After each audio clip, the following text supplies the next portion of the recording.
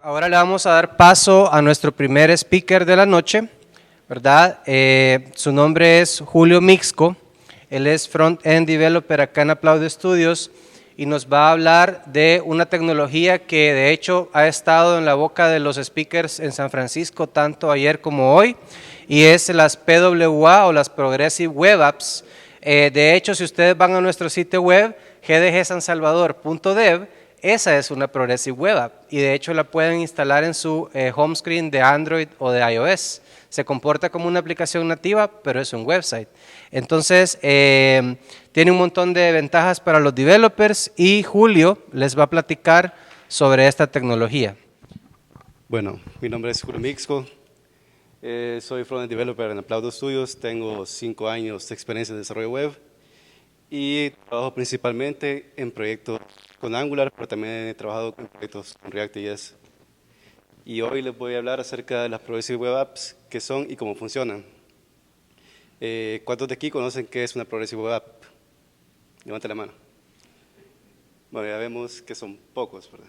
Bueno, hoy vamos a hablar qué es una Progressive Web App. Bueno, una Progressive Web App es una aplicación web que hace uso de las últimas tecnologías y tiene como principal valor el mejoramiento progresivo. ¿Qué quiere decir? Es una aplicación que va a hacer uso de las últimas características de los navegadores para enriquecer la experiencia de sus usuarios. Entonces, digamos, puede ser que algunas características sean disponibles en Chrome, pero no estén disponibles en Safari. Entonces, nosotros como desarrolladores de una Progressive Web App vamos a utilizar esas características y cuando sea, aunque no se haya implementado en Safari. ¿Qué nos beneficia esto? Que los usuarios que tengamos en Chrome van a poder aprovechar al máximo de nuestras características que desarrollamos con esto, y cuando esas características sean implementadas por el desarrollador de Safari, ellos podrán utilizarlas inmediatamente. Además, una aplicación Progressive trasciende lo que los usuarios esperan en el navegador, porque al usarla se siente como que si fuera una aplicación nativa. Tendría que notar entre una aplicación nativa y una Progressive Web App. Bueno, el caso más común que tenemos cuando estamos navegando por la web es que estamos viendo Twitter, digamos, o alguna página en específico, hacemos clic en un link y nos aparece el dinosaurio de Chrome, que perdimos la conexión del navegador. Eso pasa porque no hay un mecanismo que guarde los recursos en caché y nos permita utilizarlos cuando no tengamos conexión. Entonces, es aquí cuando entran las Progressive Web Apps al rescate, porque por medio de las Progressive Web Apps trabajan sobre un Service Worker, que más adelante hablar que es. Entonces, ese Service Worker se encarga de cachar, decidir qué recursos mantener el caché y cuáles no. Entonces, ¿cómo identificar una Progressive Web App? Bueno, en los dispositivos móviles, por lo menos si están usando Chrome en Android, cuando entra a un sitio y detecta que es una Progressive Web App, aparece un banner en la parte inferior. Ahorita no tengo la imagen aquí, pero les dice que si desean instalar esa aplicación.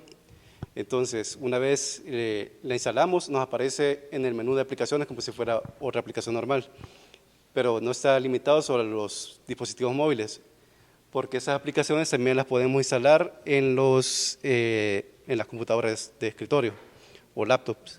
Entonces, si vemos que nos aparece un icono con el signo más, significa que esa es una Progressive Web App y la podemos instalar en nuestra computadora. También iOS, desde el año pasado, ya soporta las Progressive Web Apps. Esa opción se encuentra en el menú inferior que dice compartir. Bueno, son enlazables, como les decía. Podemos tener un comportamiento similar al deep linking que existe en las aplicaciones nativas. ¿Qué es el deep linking? No sé si algunos ya han visto algunas URLs que nos linkean a aplicaciones, digamos, Waze puede ser, que se escriben Waze, pleca, pleca, tal parámetro. Entonces, al hacer clic en estos links, nos llevan a partes específicas de la aplicación. Podemos lograr ese comportamiento con nuestras Progressive Web Apps también. Para entender qué cómo funcionan las Progressive Web Apps, tenemos que entender que es un web worker. Bueno, los web workers son scripts independientes del script principal que se ejecutan en paralelo, no solo concurrente.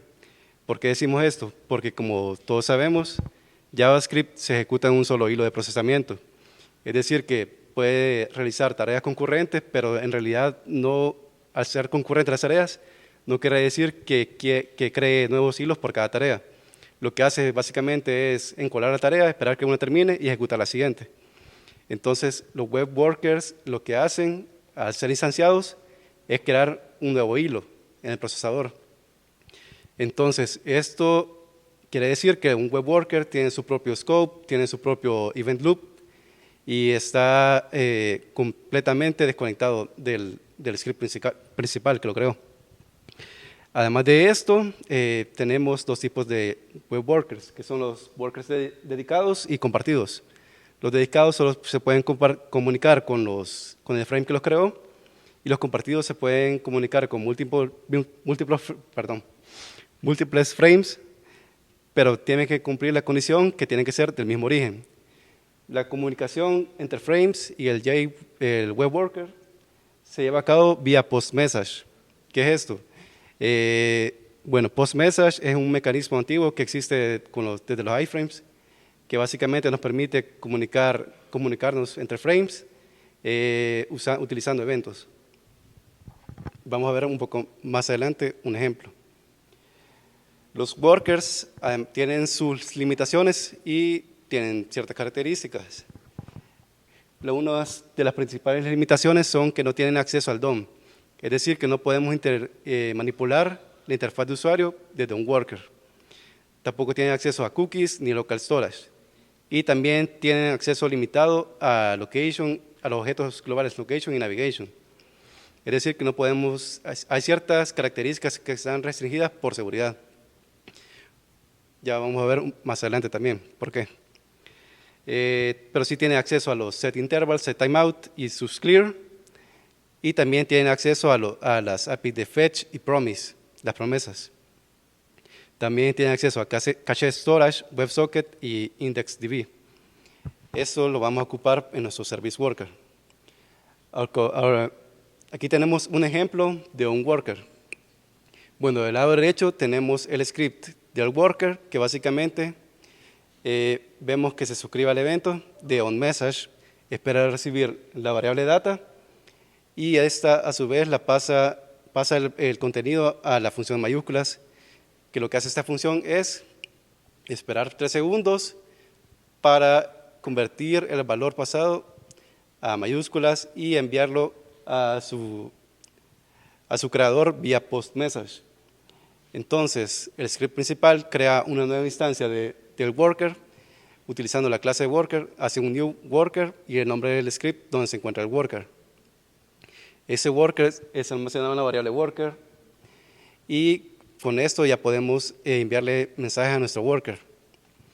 Entonces, en la línea 3 enviamos el mensaje que queremos convertir a mayúsculas, que en este caso es hola mundo. Logueamos en la consola que se envió el mensaje y nos suscribimos al evento onMessage. Entonces, una vez suscrito a ese evento, cuando se termine la ejecución del worker, el valor calculado nos va a llegar en la variable e como del evento y va a loguear en la consola que recibió ese mensaje, pero va a ser hola mundo convertido a mayúsculas. Ese mensaje va a ser logueado 3 segundos después debido al delay que se ha puesto aquí en el worker. Al hacer esto se creó un nuevo hilo y la aplicación principal siguió con su ejecución normal en el hilo principal. Luego tenemos los service workers. Bueno, los service workers básicamente son workers, pero tienen un ciclo de vida, un tiempo de vida más largo, porque el worker puede terminar cerramos el navegador, puede ser que termine la ejecución de su cálculo en ese momento, pero cuando cerramos el navegador o cerramos la ventana de la que se está ejecutando, el service worker continúa trabajando en trasfondo. Entonces, ese puede estar haciendo sincronización en background de datos con el servidor o escuchando notificaciones push. Es decir, que tenemos nuestra aplicación principal y podemos tenerla cerrada. Pero si estamos navegando en otras páginas, podemos seguir recibiendo notificaciones de esa aplicación. Ahorita les voy a mostrar un ejemplo de un worker. Bueno, esa es una aplicación Angular, no sé si se ve bien. Ahí.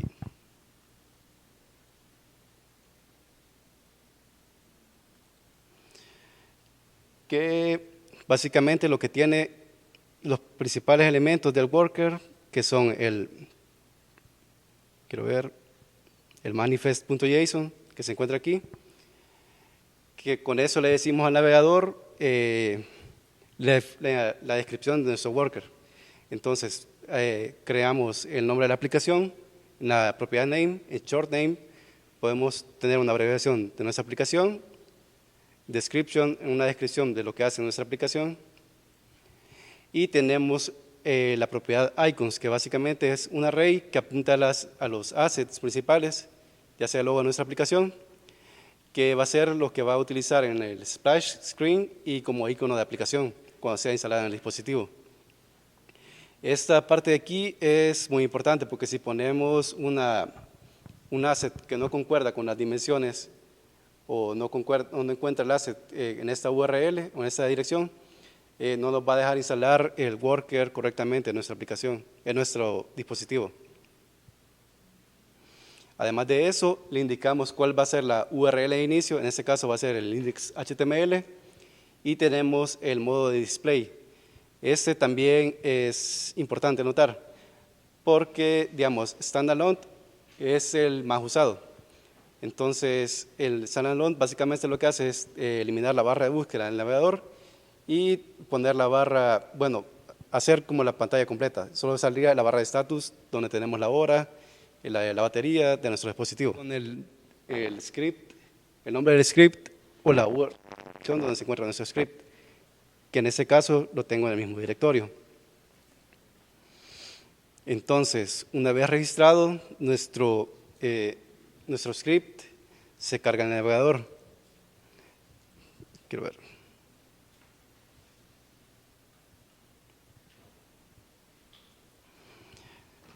Y tenemos ese ejemplo que está basado en el ejemplo que muestran en la documentación de Angular.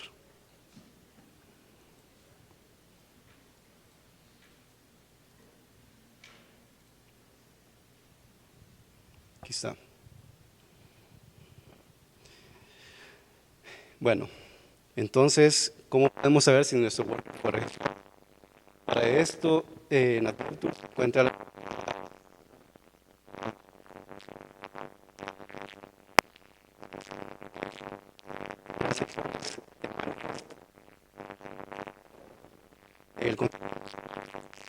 cargado correctamente. Si no fuera cargado correctamente, aquí nos muestra un error y nos dice que falló.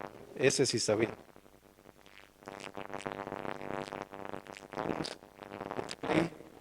Y los assets que definimos para nuestra aplicación. Además de esto, en la sección de Service Worker, podemos ver que se ha registrado nuestro Service Worker que se llama serviceworker.js y podemos ver el estado que se encuentra actualmente. Aquí podemos actualizarlo, desregistrarlo o en dado caso este otro worker esperando entrar, hacer el skip wait. Entonces, aquí podemos ver el contenido del worker y ahorita vamos a explicar qué es lo que hace el worker. Entonces, el worker básicamente lo que hace, el service worker, tenemos definida varios keys de caché, que tenemos las imágenes de fallback, unos de prefetch y el fallback de los requests. También tengo definidos los recursos que quiero precachear cuando cargue la página, que en este caso sería el index.html, el manifest, el script main y el icono de la aplicación, como ejemplo. Y también tenemos los hooks del worker. Entonces, el ciclo de vida del worker es este. Primero empieza cuando no hay ningún worker instalado en nuestra. Después tenemos el hook cuando se está instalando el worker. Eso quiere decir que nuestro script se está cargando y se está instalando. Una vez es instalado, pasa al estado activado, y del estado activado puede pasar al estado idle, que nuestro worker no está haciendo nada. Y en este estado puede estar escuchando todos los mensajes que se hacen a través de fetch. Bueno, cualquier petición que hagamos, cualquier recurso que obtengamos, ya sea una imagen, un documento HTML o CSS, siempre va a pasar por ese hook de fetch, todos los requests que se hagan. Y una vez terminado, va a pasar al estado terminated. Hace que sea activado nuevamente. Entonces, ese es el hook. Básicamente lo que hace, una vez se instala el service worker, lo que queremos hacer es asegurarnos que los recursos que siempre van a ser necesarios para nuestra aplicación estén precacheados. Entonces, para eso utilizamos la API de cache, de web caché. Entonces, ese objeto global que se llama caches, que significa cache storage, o sea, almacenamiento de caché. Entonces, en este objeto podemos tener varias llaves para clasificar nuestra caché. Entonces, en este caso vamos a utilizar, bueno, ese no es este.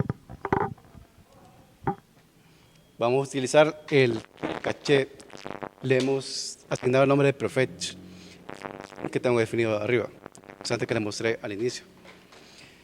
Entonces, es abierta esa caché,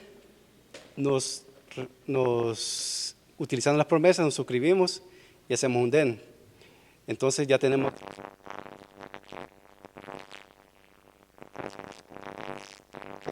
hacemos un add-all y pasamos las URLs o los strings que apuntan a los recursos que queremos precachar.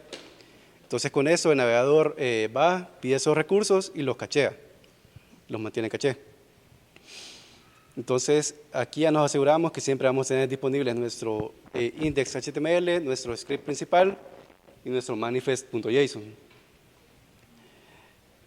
El siguiente paso es el evento de fetch. Ese lo que hace es estar escuchando todas las peticiones que hace nuestra aplicación hacia afuera, ya sea obtener un archivo CSS, un HTML o un request a una API. Es decir, que todos los requests que veamos en la pestaña de network pasan por acá. Entonces aquí podemos decidir qué queremos mantener caché y qué no. Entonces aquí les voy a mostrar un ejemplo de cómo cachar las peticiones que se hacen a nuestra API. Básicamente lo que tenemos que hacer es del evento obtener el request y la URL a la que se está haciendo el request. Entonces aquí, como un ejemplo básico, solo verifico que si la URL contiene API, si contiene en el string la sección de API, pleca API, y eso no se guardaría como un booleano. Eso quiere decir que ese request sí viene de nuestra API. Además de esto, queremos que nuestros recursos que ya están precacheados no se vuelvan a pedir no vuelva a ser otro request, sino que lo obtenga de la caché. Entonces, para eso accedemos al caché storage, revisamos el request actual, lo pasamos en un match, que lo que hace es buscar que si ese request ya se encuentra en el caché de prefetch, en el den nos responde con ese recurso que ya estaba cacheado, y si no lo encontró, nos retorna undefined en el parámetro response. Entonces, si este response es truthy, es decir, que puede ser un verdadero, significa que lo encontró y retornamos ese recurso de una vez al navegador. Si el recurso viene del API, entonces sí quiero cachearlo. Entonces para eso he creado esa función que recibe el evento del fetch y lo que hace es decidir si es una imagen, guardarlo en el caché de imagen, y si es un request a nuestra API, guardarlo en el caché que tenemos para nuestro, ¿cómo se llama? Para nuestro request. Entonces, una vez tenemos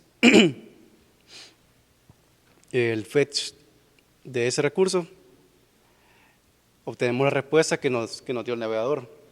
Entonces, esa respuesta no queremos alterarla de ninguna manera. Para esto, le hacemos un clon. Entonces, una vez clonada la respuesta que nos dio el navegador, ya podemos ingresarla en nuestra caché. Entonces, como ya tenemos nuestra caché, porque aquí arriba abrimos el caché de fallback, guardamos el request como key, como llave principal, y la respuesta clonada como segundo parámetro. Entonces, eso lo que hace es que al ser cargado en nuestro caché, obtiene la URL, la pone como llave principal, y aquí le voy a mostrar el ejemplo de cómo se guarda. Entonces, digamos aquí,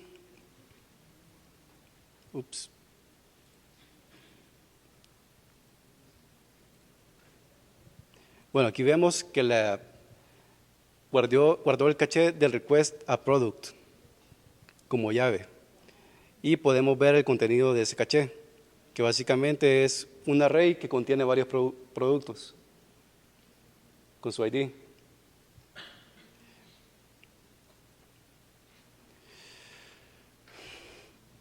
Bueno, en caso de fallar, lo que hace acá, digamos que perdimos la conexión y nuestro fetch al servidor falló porque no teníamos conexión.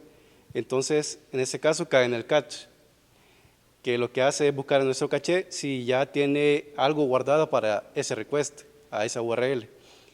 Entonces, si ya encuentra ese recurso que fue cachado previamente, lo pasa al navegador y nuestra aplicación va a funcionar normalmente como si no hubiera pasado nada. En caso de no encontrarlo, siempre va a fallar, ¿verdad? Entonces, ahorita vamos a ver un ejemplo de cómo funciona esto. Vamos a ver. Vaya aquí. Bueno, eso básicamente es un input, un listado de productos que tiene su precio. Entonces, en esa tabla, en el input superior, podemos ingresar el nombre de un producto y buscarlo por nombre. Entonces, eso tiene un delay que se ejecuta, bueno, tiene un debounce que espera que terminemos de escribir para poder ejecutar el request después de cierto tiempo. Y aquí podemos ver que las peticiones se hacen al servidor y tienen un símbolo a la par. Eso quiere decir que ese request fue interceptado por nuestro service worker. Entonces, esos requests que acabamos de hacer, digamos, voy a buscar otros. Galleta. Entonces nos aparecen esos resultados. Entonces, si me voy a la parte de la caché, vemos que todos los requests que se han realizado los ha almacenado y podemos ver el contenido de cada uno. Creo que es muy pequeña la pantalla para eso. Pero sí, aquí vemos el contenido de cada uno. Entonces, ahora, utilizando las DevTools, podemos simular estados de la conexión. Entonces, tenemos esas opciones que se encuentran aquí. Por defecto es online, que utiliza la velocidad normal. Podemos simular un 3G rápido, uno lento y el estado offline. Entonces, ahorita vamos a utilizar el estado offline. Si seguimos buscando, vemos que los requests fallan, pero siempre nos carga los datos. Digamos aquí vemos que están fallando, pero siempre como los encuentra en la caché, sigue funcionando nuestra aplicación. Pero si busco algo que no fue cachado antes, digamos un churrito, el request falla, pero no nos muestra nada. Entonces, eso nos da una gran ventaja porque podemos decidir qué requests nos van a ser útiles cuando nuestra aplicación esté offline y cuáles no. Entonces, digamos, la aplicación de Twitter es una Progressive Web App. Si se dan cuenta y apagan su conexión a Internet, van a poder seguir utilizando lo que han cargado previamente. Pero tiene cierto límite, ¿verdad? Porque eso varía un montón dependiendo del dispositivo. Algunos se basan en porcentajes de memoria disponible y otros tienen un límite fijo en megabytes. Entonces, si alcanzamos ese límite, probablemente lo que va a hacer el navegador es borrar todo lo que tenemos ahí y lo va a botar. Bueno, ahora vamos a ver cómo instalar la Progressive Web App. En este caso ya la tengo instalada acá y podemos ver que se abre como cualquier otra aplicación. Vamos aquí, la voy a buscar. Me aparece con las demás aplicaciones. Podemos utilizarlas y también tenemos acceso a las DevTools de Chrome en esta pantalla, en esta aplicación. Y también utilizando Chrome podemos inspeccionar cuando está corriendo nuestra aplicación en los dispositivos móviles, como lo puedo enseñar ahorita.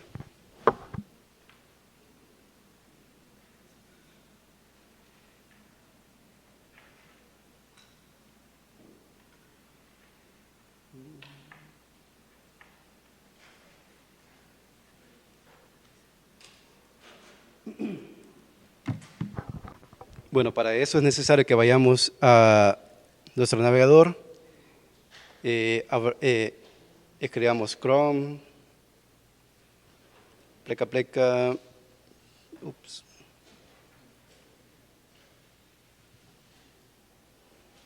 inspect, y es necesario que nuestro dispositivo tenga activado el debugging.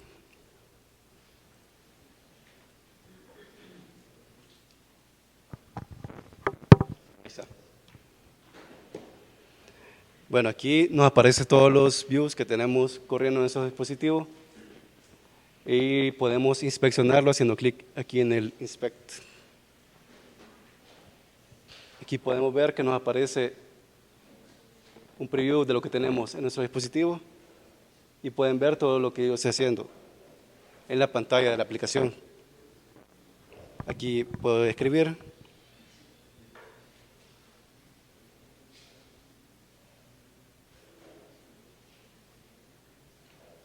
Perdón, vamos a ver este.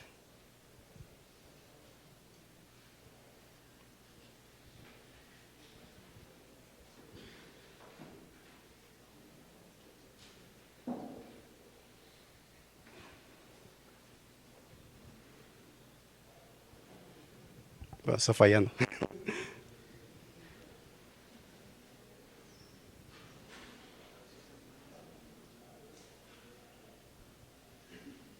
Quiero ver.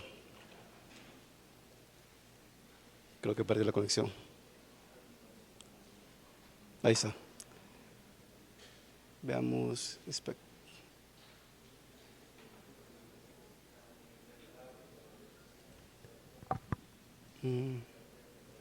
Ahí está.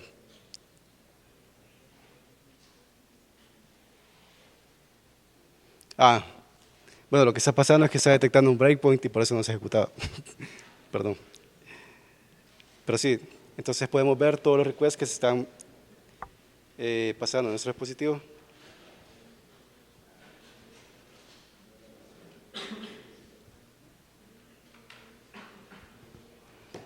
Y eso nos es bastante útil al detectar fallos que pueden estar pasando en nuestro dispositivo y no nos demos cuenta en la ejecución normal de la aplicación.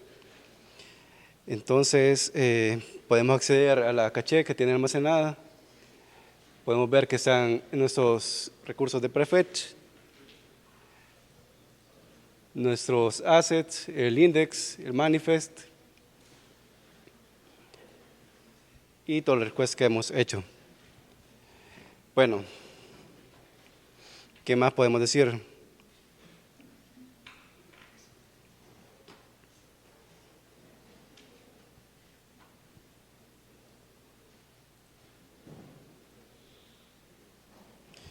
El soporte para Progressive Web Apps es bastante amplio. Básicamente vemos que los workers están soportados desde Internet Explorer 11, pero los service workers no son soportados. Y los service workers ya son soportados en la mayoría de navegadores que se utilizan actualmente, también en Safari, desde el año pasado. Recursos que nos van a ser bastante útiles.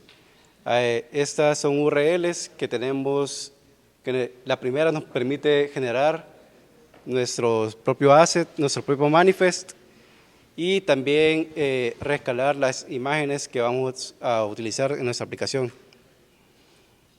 Además de eso, tenemos la URL de Google que nos habla de Service Workers, y Service Workers, la URL que se llama Service Workers, que básicamente tiene recetas ya hechas de Service Workers. Un momento.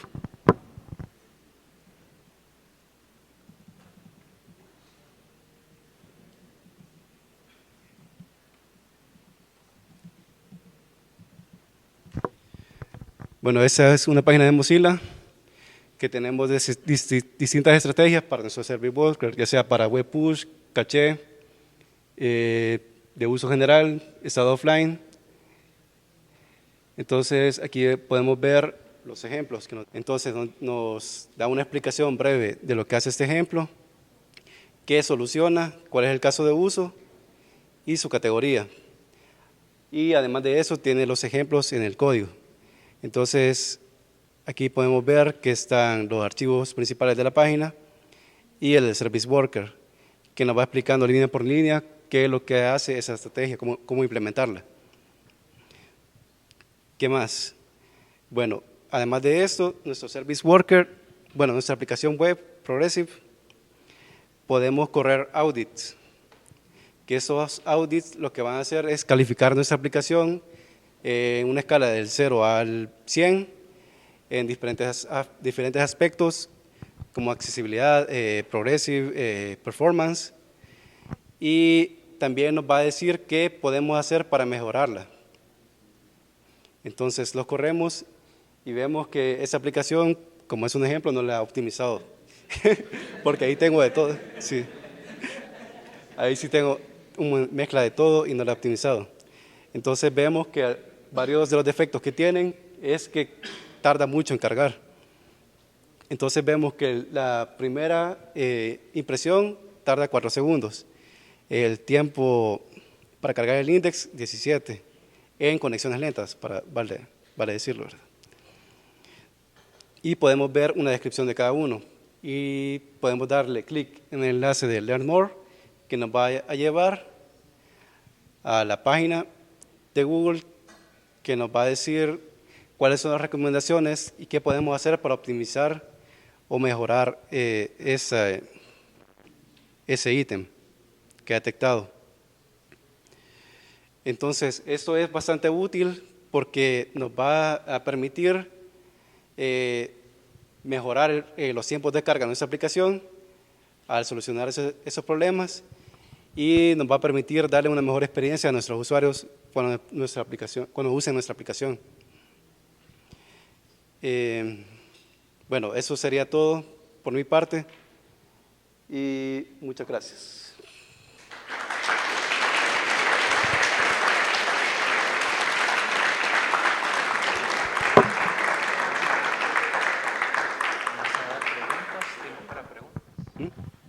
Ok, si alguien tiene preguntas, por favor, se pone de pie y pase aquí adelante. Le voy a prestar el micrófono para que diga su pregunta, si no, no va a salir en la grabación. Venga para acá, porque lo que pasa es que tuvimos un problema con el otro micrófono, entonces vamos a ocupar este. Así que venga por aquí, me hace una filita los que van a hacer preguntas. No van a salir en el video, solo su voz. Solo su voz. Así que arriba, no les dé pena. Ok, entonces, ¿cuál es tu pregunta para Julio? Sí, mi pregunta básica es, ¿qué tanto te limita una Progressive Web App en el espacio de lo que puede almacenar localmente? O sea, porque por ejemplo, en una aplicación normal, vos empaquetas todo en el APK y puede pesar 100, 200, 300 megas, hay aplicaciones que pesan eso, pero en la web app, o sea, por ejemplo, en el caché de los archivos principales, ¿hasta dónde te deja almacenar localmente y qué tanto, o sea, qué tanto puedes almacenar localmente y todo lo demás tenga que ser remoto? Excelente pregunta, vamos Julio. Bueno, fíjate que esas limitaciones varían de navegador en navegador. Como les dije en la presentación,